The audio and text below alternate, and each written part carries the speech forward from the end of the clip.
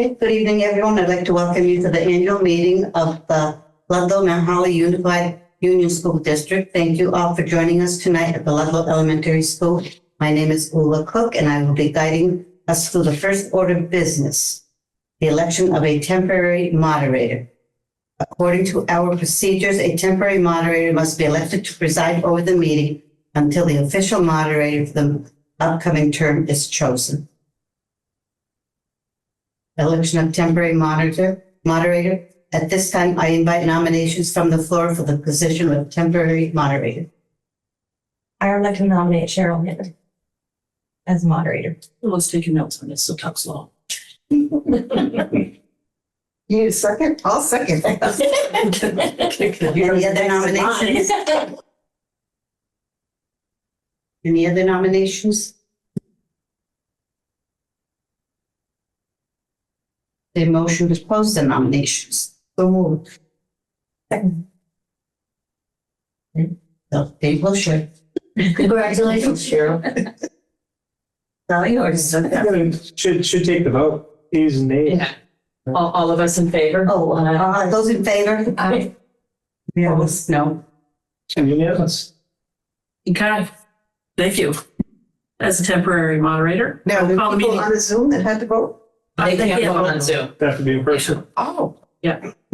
I will now call the annual meeting of the Ludlow-Mount Unified Union School District to order at 6:02.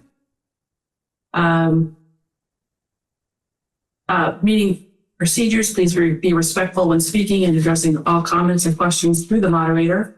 Only legal voters of the district may participate in the business portion of the meeting. And state your name when you do, so no one knows everybody here, but we'll go there. Tonight, we will transact business not involving voting by Australian ballot or any voting required by law to be by ballot. The articles to be covered tonight. I'm not going to read the articles, but I'm doing one by one. Okay. Elect a moderator. Article 1, elect a moderator for a one-year term beginning July 1, 2026. Bruce, you're going to be on vacation 1 year from tonight?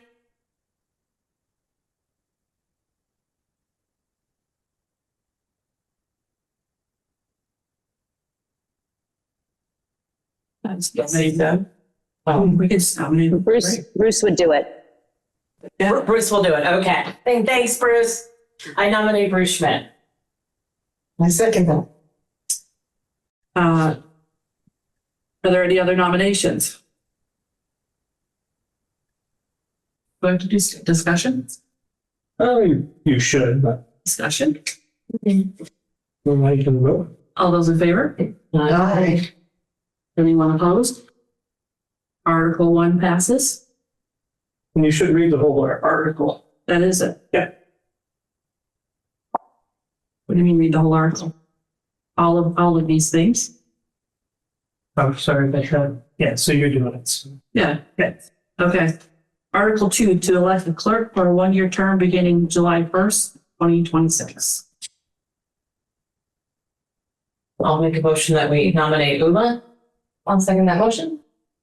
Any other nominations? Any discussion of the nomination? All those in favor? Aye. Anyone opposed? Article 2, the clerk will be Ula Cook. Article 3, election of a treasurer for a one-year term beginning July 1st, 2026. Can I nominate Ola Cook? I'll second that nomination. Any other nominations? Any discussion on the nomination? All those in favor? Aye. Anyone opposed? Article 3 passes with Ula Cook as the treasurer.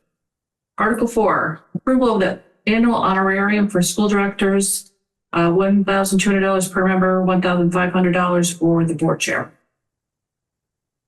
I make a motion to approve it as written. It's okay, second it. Second that motion. We put no other options. I should. Any discussion on the motion? All those in favor? Aye. Anyone opposed? Article 4 passes as read. Okay, Article 5, approval of the annual honorarium for the school district clerk of $125. Make that motion. I'll second it. Any discussion? All those in favor? Aye. Anyone opposed? The article for the honorarium for the clerk for $125 passes. Article 6, approval of the annual honorarium for the treasurer of $1,500. I move to accept that motion. I'll second that motion. Any discussion? I don't. All those in favor? Aye. Anyone opposed? Motion passes, but honorarium for the treasurer for $1,500.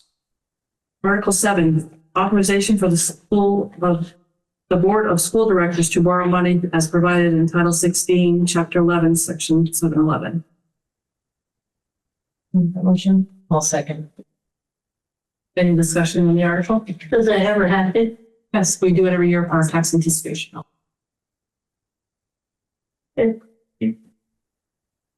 Any other discussion?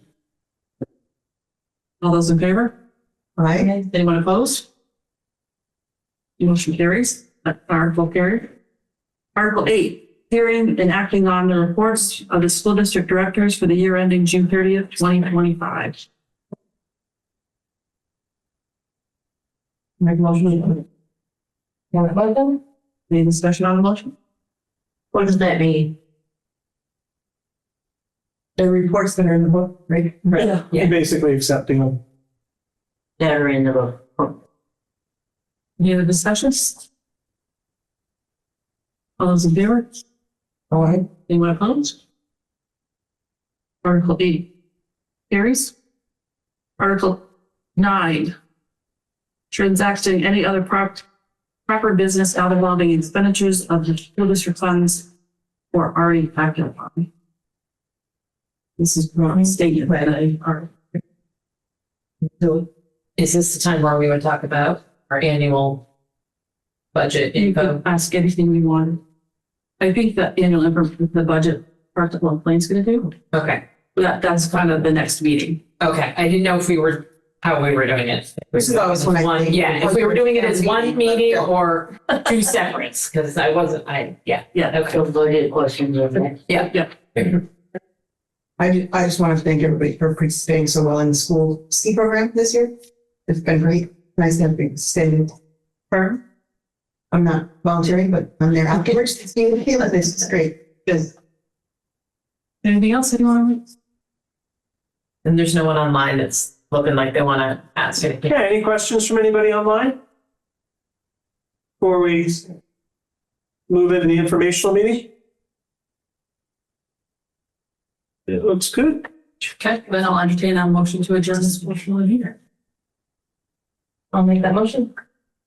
Yes, I did. Adjourn. Adjourn portion of the hearing. Any discussion? All those in favor? Anyone opposed? Okay, thank you. What time? 6:10. 6:09. Oh, sorry, 6:09. She wants the first shorter meeting. I mean, we did start 2 minutes late, so you're really, it's pretty good. So then you want to open up the informational meeting and state the time? Yeah, once I can't get out with it, yeah. That's All right, so we're going to transition to our informational meeting. Sorry, We'll thank you. begin that at We don't need to sign in for the information meeting. separately. No. So, For folks that are here, just 8 slides for the presentation. A lot of this, hopefully, folks that are here that have been involved have already kind of had an opportunity to kind of talk about the budget a little bit. This little packet, which I'm going to send out on Friday to the community, just to give them all the background information on the budget before they go to vote. It's also been updated. The tax rates have gotten a little bit better since the last time we spoke. And then hopefully, did the governor ever decide what he's going to do with the 75 million? not really has. Because that may have another kind of positive impact on things for us if that goes through. But this talks about, taxes in the state of Vermont, how the education fund works, why taxes have gone up in recent years. It goes into the Ludlow-Mount Holly, the budget request, goes into the tax rates that people can kind of expect if the budget passes. And it also has the warnings on here for both meetings, the one that we're having tonight, the annual meeting, as well as for the vote that is coming up on March 3rd. So there's good information there if folks are interested. To start is I always start budget conversations in the same place, and that is reminding people about how education funding works in the state of Vermont, because we do it a little bit differently than most places. When I was in Massachusetts, it was the taxpayers of the actual town that the school was in that paid all the taxes that allowed the schools to operate. In Vermont, this is kind of a collective effort. The state actually gathers up the amount of the approved budgets from every district in the state of Vermont, adds that total dollar amount up, and then all that is divided amongst the state's taxpayers. Everybody pays their equal share. So you have a lot of control in terms of your schools based upon what your local budget is, but you have almost no control over what your local tax rates are. Right? That is determined by what's happening at the other 117 districts around the state. You could literally cut your costs in half here, but if the other districts are raising their costs, your taxes can still go up. And so it's real important for folks to realize that. I know it doesn't make the hit from taxes any softer, but I think it helps to kind of understand how things work in the state of Vermont, because it's not what you'd expect. The other thing that your taxes are based on are the common level of appraisal, which we'll talk a little bit about as we get into the presentation. One big reminder for folks that are out there, and hopefully folks that'll be watching this after it goes up on the website, is that there is a Vermont property tax credit. If your household income is under $115,000, you can apply for this as you're doing your taxes. You kind of have to apply for the homestead piece anyway when you're doing them. But you're looking for Form HS 122 right off of vermont.gov taxes to make that declaration, and it can reduce your school taxes by up to $5,600 and your town taxes by $2,400 if your income is below that 115,000 threshold. In terms of the school district, we're not changing too much. We are requesting a level service budget from the town when you go to vote on March 3rd. What that means is that we are trying to keep exactly what we have right here and now. Same program, same staffing levels. We're not adding anything. We're not taking anything away. But as folks know, the costs of maintaining things go up every year due to cost of living increases and inflation.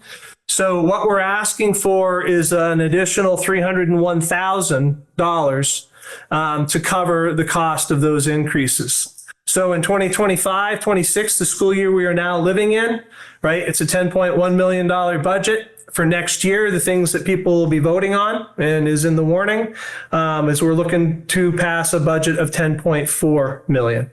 Again, a 2.97% increase between those 2 years. By comparison, New England inflation rate has been 3.1% over the past year and about 4% in the last month. So the increase is actually under the inflation rate, which is pretty good. Common level of appraisal, just so people understand this. Your taxes are based upon what is happening around the state in terms of education spending, what all the districts are doing collectively, but it's also based upon what happens in terms of your property values. In the state of Vermont, your town has an assessed value for your property that it uses for municipal taxes. That doesn't change every year. It only changes when the town reassesses. On the other hand, the state of Vermont, when it comes to school taxes, what they do is they want you to pay taxes on the fair market value of your property every year. So every year they go out and they do a big state survey. and they figure out what the fair market property values are in each of the towns, and they use that to adjust your tax rates. So in a lot of cases, like in terms of Mount Holly, and this is true around most of the state because a lot of folks haven't reassessed recently, the CLA for Mount Holly is 56%. That means that folks in Mount Holly, without this adjustment, without this CLA, you're only paying for taxes on 56% of the value of your properties. And so the state says, okay, for school taxes, we want to make sure that you pay taxes on 100% of the fair market value. So we're going to adjust your tax rates so that you are paying on that full 100% of fair market value, right? They're going to make you pay on that additional 44%.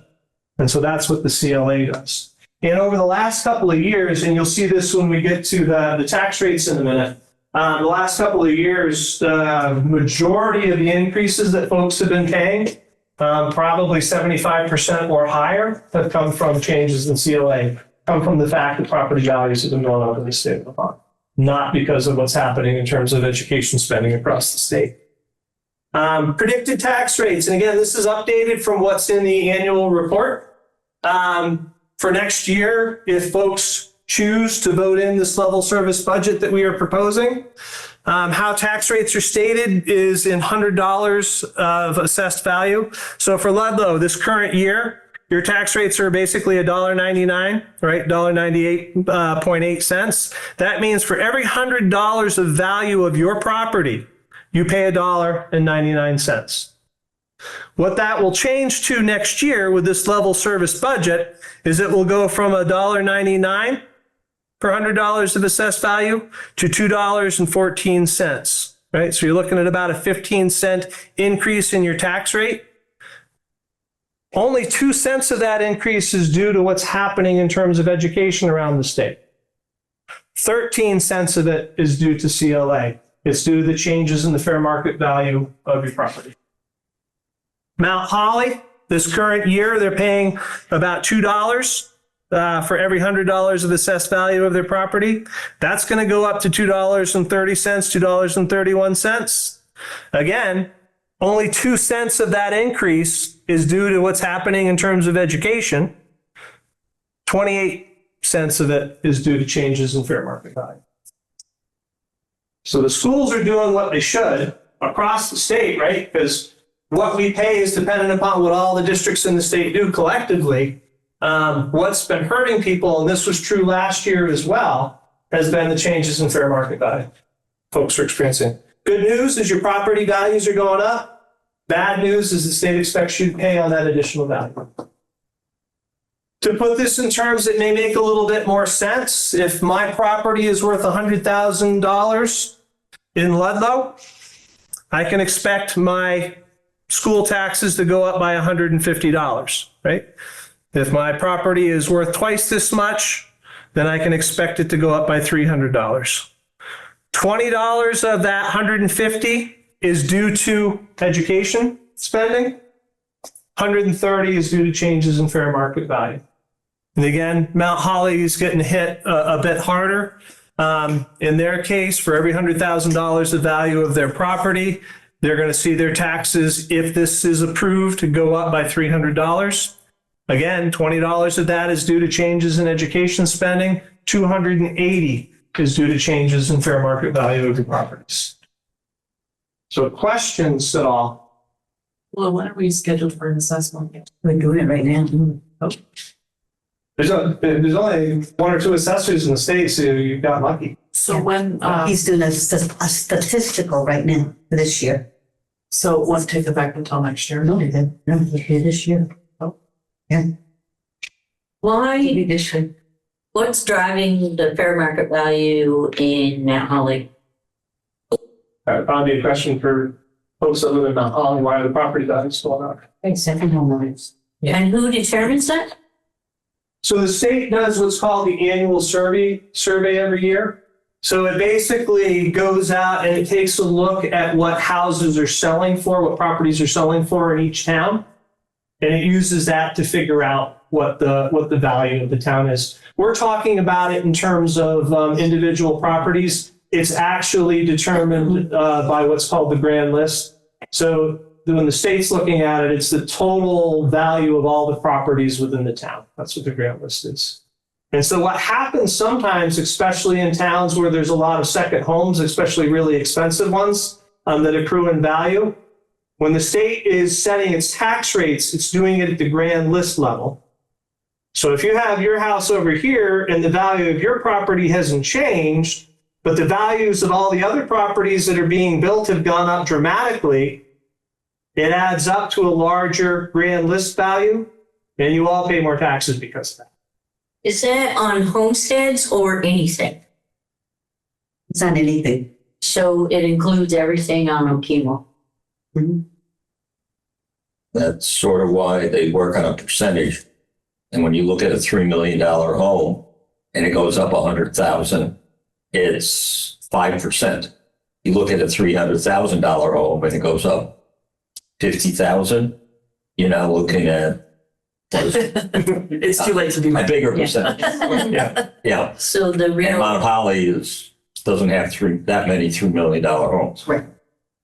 so the real driver of the property tax, in essence, is the fair market value, the CLA.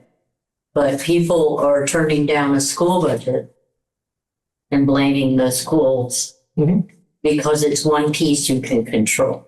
And I'm going to say that that blame is by design. And the reason that I'm going to say that is because last year, when you had an astronomical increase in your school taxes, it was due to CLA. And what the state did last year was they added another little factor into the formula that changed absolutely nothing, but it did hide what the CLA was versus what was due to education spend. And when we finally figured out a way to kind of break it out, it was a similar situation to what we're seeing here. And so, yeah.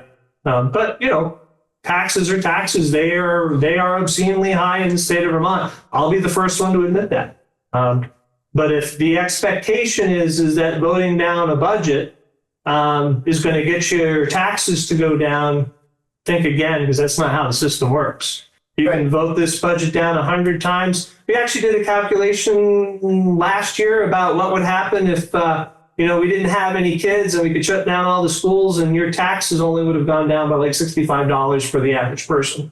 You still pay a hefty tax because you are paying on all the districts across the state. Right? It's collective. Well, and in essence, last year, the budget didn't pass how many times? Just one And we put slide. the same budget back out and it passed. Right. Right, it was narrow. Yeah. Yeah, But the- but, It was narrow both times, so yeah. but the property tax almost doubled. I do have one question with like due diligence. How many kids last year versus how many kids you educated this year on the new budget? Off the cuff, the number of students in Ludlow-Mount Holly, I'll be in the ballpark, I may be off by one or two. I think Ludlow-Mount Holly is losing between 4 and 6 kids a year total. So last year, which is this year, in essence, this year's budget. Next year, you'll be educating 6 or 7 fewer kids? Probably closer to 4 to 6, yeah. 4 to So 6. what has a bigger impact is the weighting that they do, because we went from 623 to 611. And so that drops in students, increases our cost per pupil, which increases our tax rate as well. So let's see if we can break that out. So what the state does is it gives us a certain amount of money per kid, right? So the more kids you get, the bigger share of the education fund that you get. What the state did and what rose your taxes the astronomical amount 2 years ago was the state implemented what was called the weighting study. It said, okay, some kids are more expensive to educate relative to their peers because of home conditions and things like that. So we should give schools more money to make sure that those kids are educated equally. How the state did that is instead of saying, okay, we're just going to give you a certain number of dollars per kid that fits in that category, what they did was they took a look at your number of kids, like let's say our district had 600 at the time. I'm just making the number up off the cuff. What the weighting study did was, instead of just giving you a certain dollar amount per kid that was in the category, they said, okay, because you've got a lot of need based upon what we said, we're going to pretend you actually have 820 kids. And we're going to still pay you what we were paying you before per kid, but now that you've got 820, right, you're going to get extra money. The problem came in how they did this. This was not adding new money. They were taking money from districts that didn't have as many of these students and shifting it over with the same total dollar amount in the formula.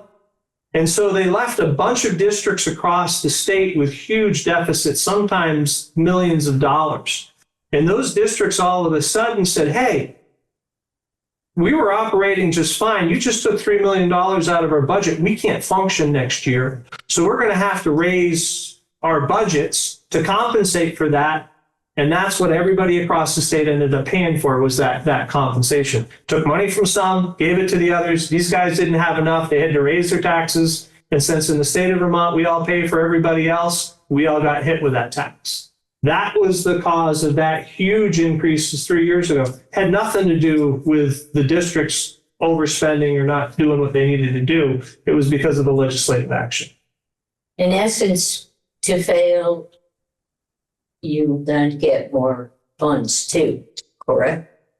You say that again, I missed it. In essence, some of the districts who are improvement, are there any schools in this district under improvement? No.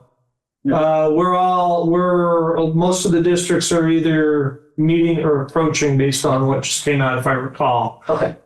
They do not give extra money if you're in needs of improvement. What they will do is they will send out folks from the Agency of Education to provide support services, education, training, and whatnot to help the school district get where they think it needs to go. And I guess that's what I mean is, if you fail, you end up with an added resource. Possibly, yes. Yeah. May not be direct dollar amount, but yes, Yes. you do get You get the added support from the resources. AOE. And then even if you fail again, you then are on even more of an improvement plan and even more resources. Doesn't it, won't your kids who are in a system of failure in education end up being weighted more? About this way. And again, I don't view it as an actual resource because I've been in a district that received those services early on. They're not much. They're basically the state hopping through the hoops to make sure that they are continuing to get their consolidated federal programs money. It's one of the hoops the federal government sets up to make sure that you are able to continue to get your Title I resources. But it's more than what a school who's not in improvement is getting. Yeah, I would say it's negligible. The Every Student Succeeds Act, which was No Child Left Behind, typically that was a very negative, right? If you're not making progress the way that you're supposed to in 2 or 3 years, then the state can come in and take over your district, which I'm surprised has not happened in Vermont, because there are a lot of schools in Vermont that are not meeting those requirements. Problem was with No Child Left Behind Act when it came out is that it expected a perfect 100% proficiency for all kids. So you could be at 98 or 99% proficiency in 1 year. And the next year you could be at 97% proficiency. And then the next year after that, you could be at 96% proficiency. And after those 2 years of decline, you would be considered a failing school, even though, it's a really quirky system. And that was way back when No Child Left Behind first came out. Is it, can I ask a question? Ms. Yeah. Moderator? I don't think I'm moderating. Is it fair to say, and I'm going to say 10-ish years ago, I don't know exactly, but Vermont was like number 3 in the country for education. And we are currently sitting at about 6. So we have declined, and that is an issue. I'm not going to say that. But we are 6 out of 50, which means there's a lot of people under us. So when we set up and start to panic about decreasing education based on test scores given to kids at the end of May, beginning of June, or whenever, over 2 days, 2 snapshots. And I get that the test is normed across the country and whatever, but we're all taking different tests too. So in Vermont, we're taking Cognio, whatever we want to call it. In Massachusetts, they're taking something else, and everywhere, right? So those tests are all different. They're not compared apples to apples necessarily. We don't know, or at least I don't know, and I tried to Google it and couldn't really find out how hard one test is versus another. So if we're taking Cognia and that's why we dropped those 3, or are our children really losing momentum, or what other outlying factors are there? And I know that there are a lot that aren't necessarily funded for or tested for, that our education system is picking up and supplying services that aren't necessarily directly related to education. And that is necessary, and I want to provide those services, but I feel like we are being punished by doing the right thing financially,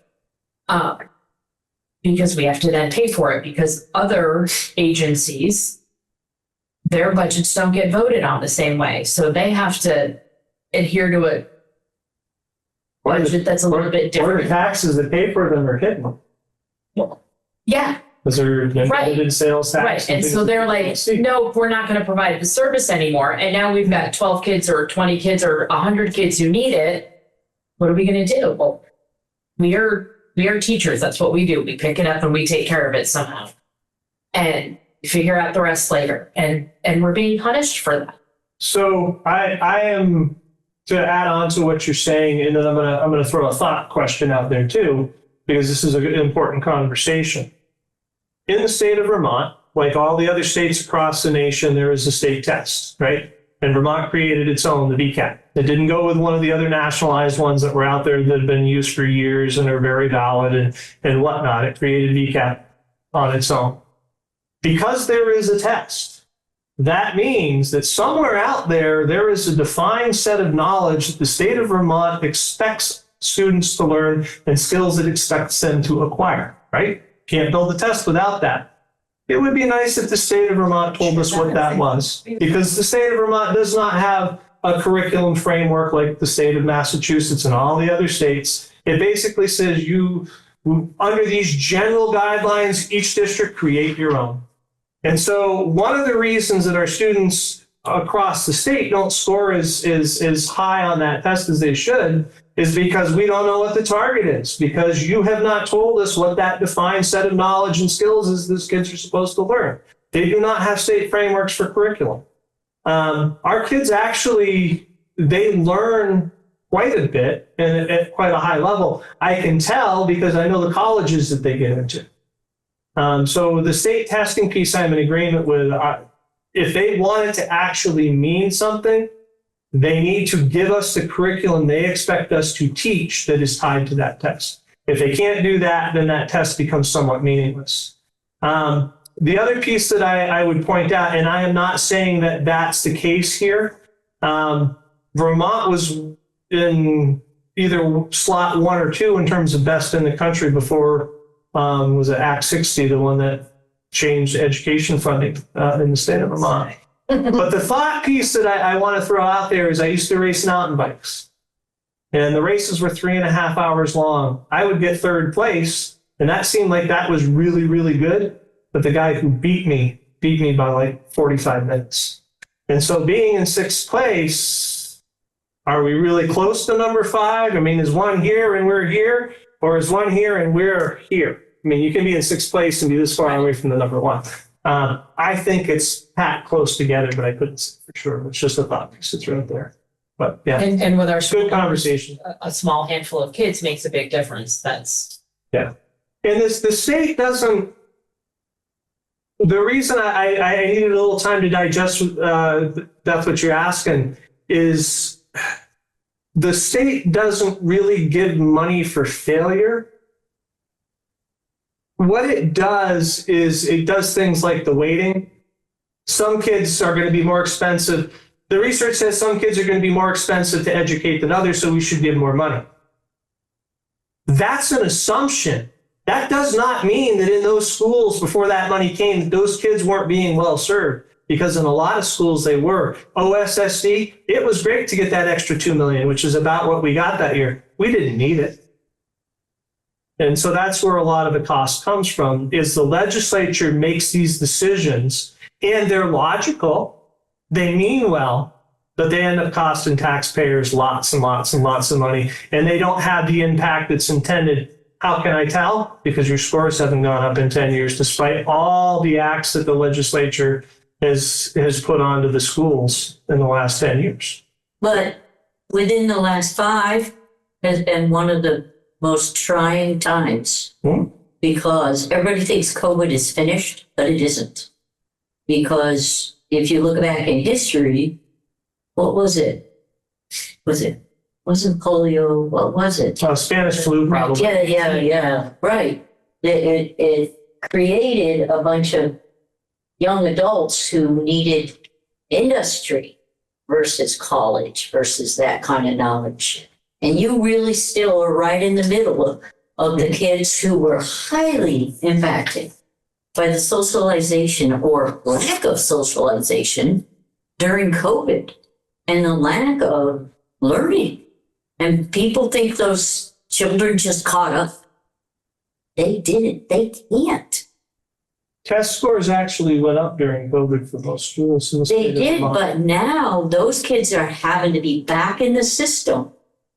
And in the district I work in, you see the impact of those kids and how much they're weighted because of their other needs. So the problem, don't lose your thought. I'm not, I wrote it down. The problem is that I am in 100% agreement, because the mental health issues that we are dealing with are the biggest problem that we have. And you can throw as much money at that as you want. If you do not have the service providers, the mental health people in the medical side of things, which is where these students should be getting treated, all the money in the world isn't going to matter. And they don't have the personnel. And school districts should not be trying to provide those services, because we don't have the skills or the expertise. And all the money in the world you give us is not going to change that. And it's the families who need those funds as well. Yes. So it's like that. I just, on a side note of that, COVID, I think is there, and I see that. But I think the bigger thing is if you start to see where nationally, where our scores have dropped in the last 12 years, count back 12 years, that's about the time we all started getting our smartphones. And we all started having internet in our hand constantly, and our babies play on our internet, and our babies sit at dinner and watch Miss Rachel or whatever the heck it all is. I don't know. Bluey. Kids don't socialize. Kids aren't doing things. People aren't reading to them. And I hear all the time parents say, oh, they're reading because they're playing a game. It's not the same as reading a story. It's not the same as sitting on somebody's lap and reading a book and having those interactions. And I blame that for a lot of it. And I agree. And I want to say that, my opinions that I'm spouting here, they're based on information, but they're my own. So don't feel that, there's any more weight behind it than that. But I agree with you, because the decline in terms of student behavior, especially in terms of aggressiveness, happened before COVID. It started a year or two. It was becoming noticeable. So, but all right, we can talk about anything you want, but I want to make sure if there's budget questions anywhere that folks get those answered. Ludlow and Mount Holly are your assessment, or just Logan? Just learn about it. Yeah, it's not yet. I'm just trying to understand the theory for the CLA. Because if you look at, let's say, the town budget and you do reappraisal, and your value goes up 50%, if nothing else changed, in theory, how much your rate per 100,000 will go down 50%, in theory. So In other words, well, let me try to rephrase it. If your house is worth 100,000, it's reappraised to 200,000. Before your tax was $100 per 100,000, it's now going to be 50 per 100,000, and you're still paying the same amount. All things being equal. I mean, nothing changed. So, But the way the CLA seems to be set up, going against the market value, is and correct me if I'm wrong, that's what I'm trying to understand. The state is trying to screw over the towns that have a larger market value or increase, and towns that the market value doesn't change, probably the Northeast Kingdom, where, you know, the properties don't change that quite as much as around the ski resort area. So they're trying to put the shaft, if you will. I mean, I'm not sure I'm phrasing it well. yeah, so there's actually two pieces there that I can agree with you on, right? There's an equality. So when you if this is where things sit now, you got your value, you got your CLA. If the value of your home goes up, the CLA is going to come down so that you're paying the same amount, right? For your state, your city, your town tax. The other piece is, this is the foundation of ed funding, is what you're touching on. In 1990, whatever it was, when Act 60 came into being, you had a bunch of small towns around the state. Again, probably a lot, because Chittenden County was the only powerhouse at the time, where those towns could not economically be able to afford their schools. They just did not have the resources to maintain them. And so what the state said was, you know, instead of letting those schools go under, what we're going to do is we're going to go into a wealth distribution model where we take away from the wealthier towns and we give it to the poorer towns so that they can maintain their schools. Right. And so that's the second piece that you're doing. That is how this system works. It's a wealth redistribution. You're taking from the wealthy, you're giving it to the poorer towns with the hope of creating equality. I think back then, I think there were like 6 gold towns or something, 10, something like that. Most of them were ski towns. Now, But you're seeing, in that 6th, it's more like 150. I don't know what the number is, but it's significantly more. but you're seeing the results of a system like this in more than one aspect. Those towns that didn't have the economic prosperity to maintain their schools, they still don't. And it's gotten more expensive to keep them on life support. And so the cost of education goes up across the state. And that's really kind of what's this Act 73 is all about, forcing the consolidation of districts. I think without saying it, it's accepting the fact that, you know, for us to be able to have reasonable taxes, those schools can no longer exist. They're too expensive to run. But that is the whole purpose. Now, the other thing that happened, and this goes back to the performance of the students, resources, the amount of money that you have to fund a district correlates beautifully with how well students perform in that district. That's been known for time out of mind. We knew it when the state testing was a requirement under federal law.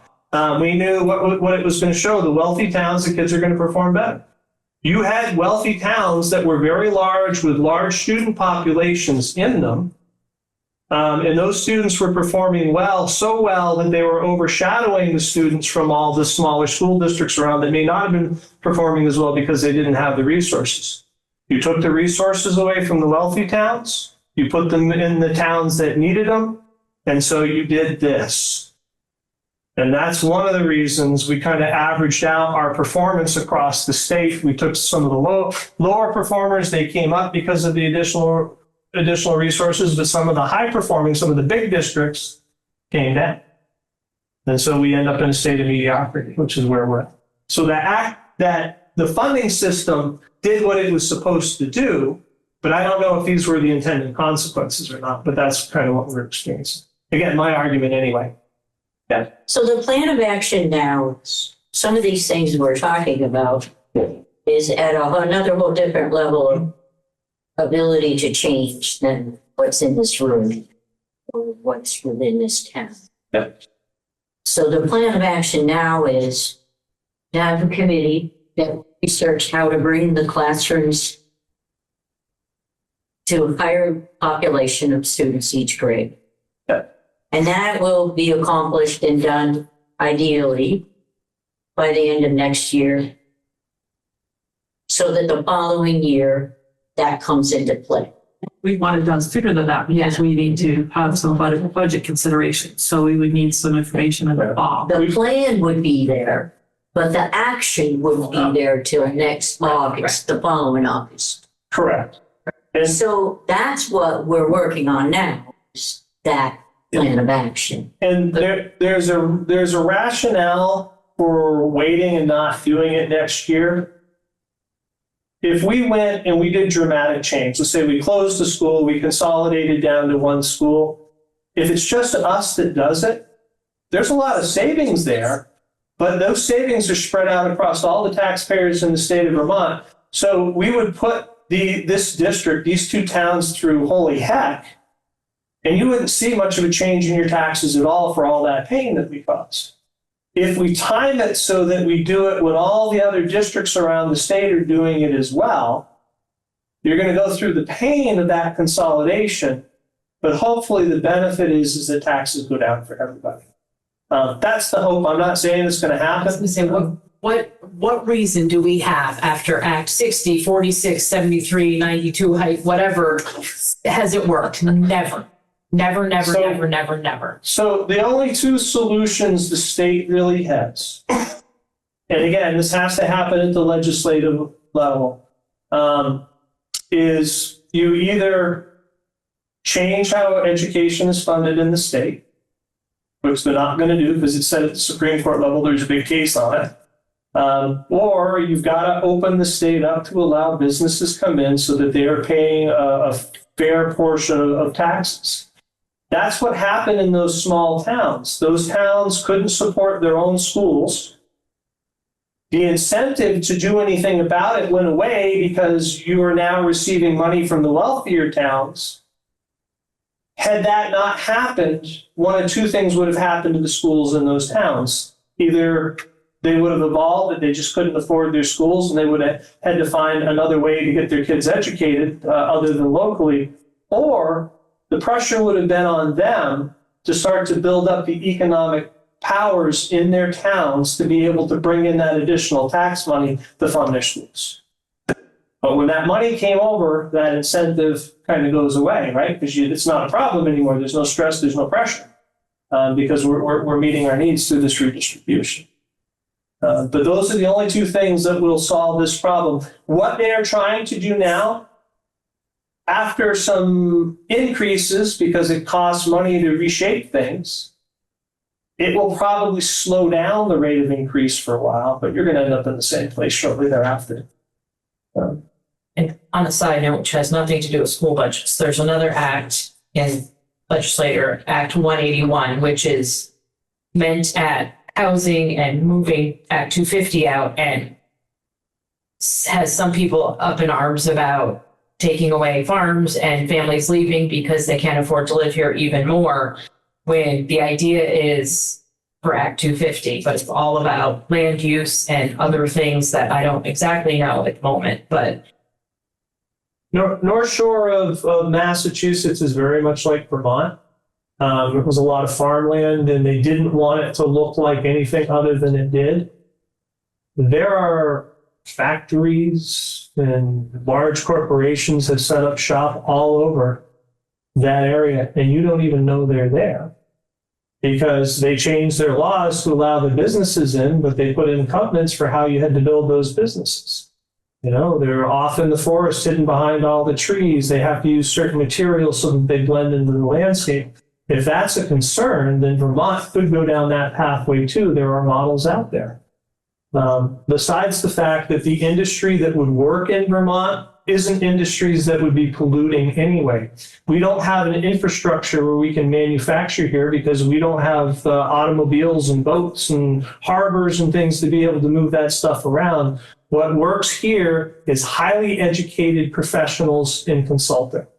whether it's cybersecurity, whether it's legal consulting, whether it's tech consulting, all of those things would thrive beautifully and have very little environmental impact. But unless the state gets its act together and starts changing its laws around so that those folks are attracted to come here and can afford it, nothing's going to change. I'm sad because I see the desire to make things better in terms of taxes, and I see them missing their shot. So probably got all over the place. I apologize. I think, that public discussion so that people don't displace their thoughts and understand that it's a big picture, not a small, oh, well, I can do this because I really think a lot of people do feel that way, that it's as simple as I'm just going to turn the budget down. Yeah. But if you're telling me that you level funded this school budget, and you'll only most likely lose about 4 students. And the next step ahead is to look at consolidating most likely and bringing up the numbers of kids, which then in essence, hopefully will help. And the timing of that is important, then that's what people need to hear. Can I just correct you really quick? Because I heard you say level funded. We didn't level fund, we level serviced. Right, same services, same everything, right, but you can't level fund because what are some of the things that changed that rate? Fuel oil, and fuel. electricity, health Staff insurance.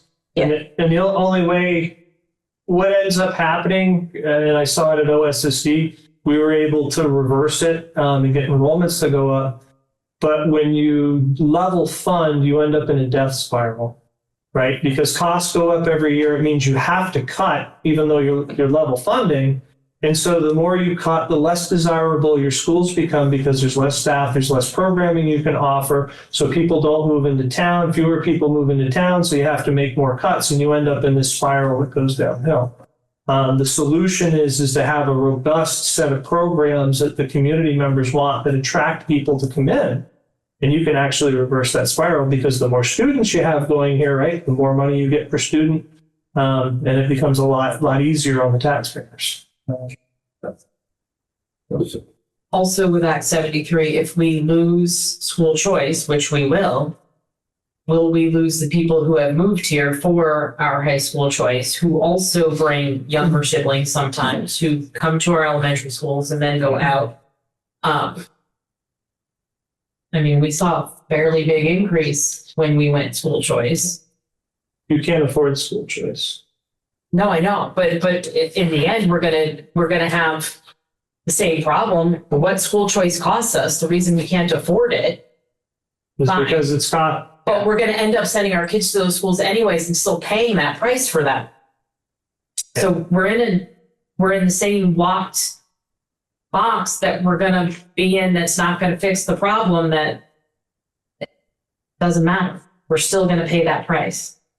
And these are tough conversations, especially, some of the things that I touch on because, I talk about it without the human aspect involved. These are people, we talk about those small districts, those are people's kids.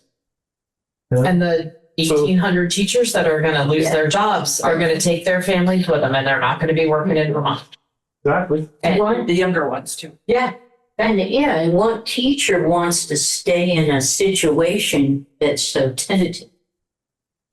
Well, That's in the air. It's already happening is the people that it happens in every industry when there's tension and people don't know what's coming. The people that are most likely to jump ship and look to do something else are your most capable. Exactly. Yeah. And I You lose the watched best that of the best. happen in a district I worked in, and the school had to close mid-year. It had to because everybody was like, and then thus you also lose their children who could be going to that school as well. Nobody's strapped here because we're way off budget, but that's okay because it's good conversations. I'll bring it back. So on the website, there's a full link to a folder that's got a lot of the information that I've previously shared. There's also a graph on there that's colored because we can only do black and white in the middle of that, so I put a graph. There is where are our high school students going, and I have it broken out by school and by Ludlow-Mount Holly, because someone had asked for that information. So there's a bunch of information on the website if people want to go look at that.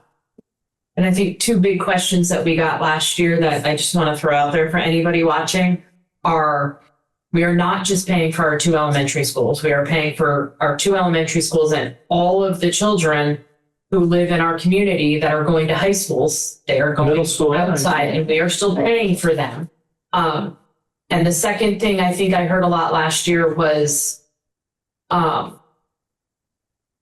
it just fell out of my head. Paying for the high school kid. Oh, and voting down a budget. When you vote down a budget, that doesn't mean the school gets zero money. It's not done at that point. If we vote it down, our job is to make decisions. Last year, we decided to put the same budget out. We could decrease it, we could increase it, we could do whatever we thought people were going to vote for. But we will have to keep voting because our town needs to provide money. Even if we closed all of our schools, we would have to propose a budget. So when people are asking, why do we keep voting? We said no. That's our answer. It can't be your answer because it's we can't say no to have right. You can say no, not this one, but you can't say no. And I heard that a lot. People didn't understand that, and that's frustrating for them as well as us, right? They don't understand it, and I get that, and that means we may not have done our job. But you can't just say no. You just are saying no, not this one. Now, by law, you have to have a budget. And so if you continuously vote the budget down, you put the district in a position where it's got to borrow money to pay for the operation of the district because we don't have a budget, which means we're not able to collect the tax money required to run the school. So now you're paying interest on $8 million, right? It's 80% that you usually take of what the previous year's budget is. And in the end, if you keep voting it down, it just gets imposed on you anyway. Okay? It's just, so it's, it ends up just being a costly venture. And I get it if we were asking for exceptional things, we're not. We're just trying to keep things where they're at. And a lot of stuff like I'm hearing, putting something on social media is to say no, no matter what's put out, just to make a point to the state. And unfortunately, State doesn't care. They don't suffer no, because it affects our town, and that doesn't do anything. Yeah. Good conversation. I wish it was more positive. I wish we could come in and said we got a windfall. There used to be a time where it was positive. Yeah. But positive part is people recognize there's an issue, they're working on it, and hopefully at some point in time they'll get it right. I hate to say it that way, but. And there's no one online we've not noticed. Any questions from folks online before we wind down here? You take any on a discussion around the world.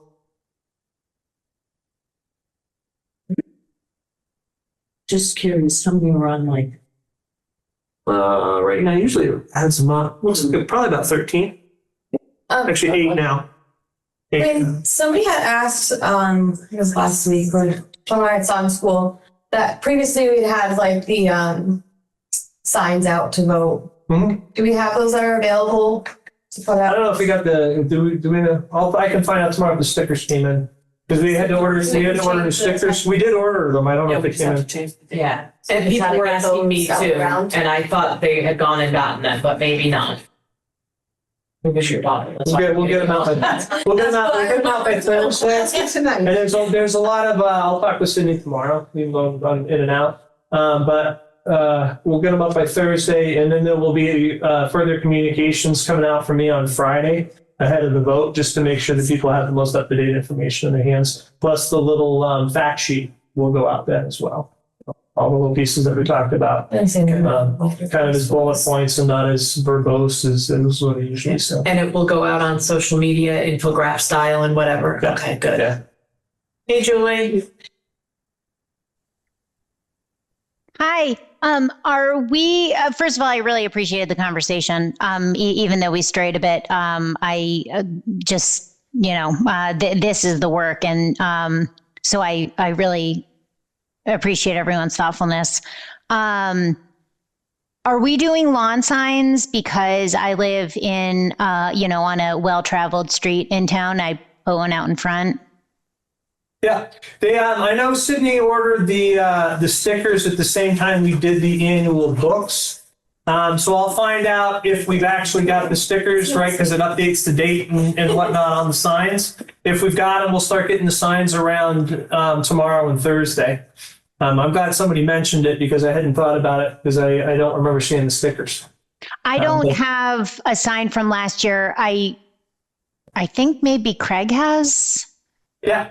the sign that's in my front yard. We usually Okay. drop them off after we update them to the schools. Got it. Okay.